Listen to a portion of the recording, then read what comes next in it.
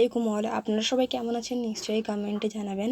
আশা করছি যে আপনারা সবাই ভালোই আছেন। তো আজকে দুপুরে রান্নাটা আমি করেছিলাম। মা বলছিল যে তুই একটা কিছু কর, আজকে অতটা আর ভাল লাগছে না, তাই আমি টপাক করে ডালটা ধুয়ে ভিজিয়ে দিলাম, আলুগুলো কুচি কুচি করে নিলাম, তারপর পেঁয়াজ কুচি লঙ্কা কুচি সব করে নিয়ে রেখেছিলাম। তো দেখতেই পাচ্ছ কড়াইতে আগে ডাল দিয়েছি, তারপর আলু কুচি দিয়েছি, পেঁয়াজ কুচি দিয়েছি, লঙ্কা দিয়েছি, তারপর টমেটো কুচি দিচ্ছি। এটাকে এর উপরে আবার যা যাবতীয় মশলাপাতি দিতে হয়, তারপর একটু আদা রসুন বাটা দিয়ে দিলাম, এর উপরে হলুদ গুঁড়ো, জিরা গুঁড়ো, লঙ্কা গুঁড়ো আর ইত্যাদি। তোমরা আর যদি এক্সট্রা কিছু দিতে চাও তো দিয়ে এটাকে ভালোভাবে চকটিয়ে নিতে হবে।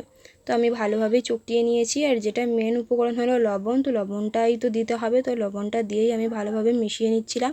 তো আমি মিশিয়ে নেওয়ার পরে কুকারে চাপিয়ে দিয়েছি, মানে কড়াইটাই যদি না সিজতে পারে, তাই মিশিয়ে নিয়ে কুকারে দিয়ে আমি অল্প পরিমাণে তেল দিয়ে কুকারে দিয়ে দিয়েছি। তোমরা তোমাদের পরিমাণ মতো সিটি মেরে নিও। সিটি মারার পরে খুলে দেখি ঠিক এরকম দেখতে হবে। দেখো কত সুন্দর লাগছে, ঠিক এরকম হবে। কম পরিমাণে তেল দিয়েছিলাম আর কম পরিমাণে জল দিয়েছিলাম, তো জলের পরিমাণে তোমরা দেখতেই পাচ্ছ। আর তোমরা যেমন করতে পারো, তোমাদের যেমন পরিমাণেও থাকতে পারে।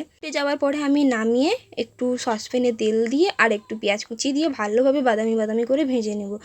এইটাকে বাদামি বাদামি করে ভাজার পরে এর উপরে সেইটা ডালটা ঢেলে দেবো।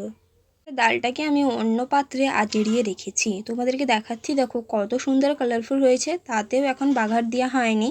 তো দেখো পেঁয়াজটা বাদামি বাদামি করে ভেজে নেওয়ার পরে এতে আমি ডালটা ঢেলে দিচ্ছি, ছমকও দিয়ে দিচ্ছি। তো এইটা রেডি হয়ে গেল আমাদের ডাল। কত সুন্দর হয়েছিল, ডাল আলু অনেক সুন্দর হয়েছিল, হেভি মজা খেতে। তোমরা চাইলে বাড়িতে একবার ট্রাই করতে পারো, যখন কিছু না থাকলেও ডাল আর আলু দিয়ে দুটি উপকরণ দিয়ে এমনি টেস্টি। আল্লাহ হাফিজ, ভালো থেকো, সুস্থ থেকো।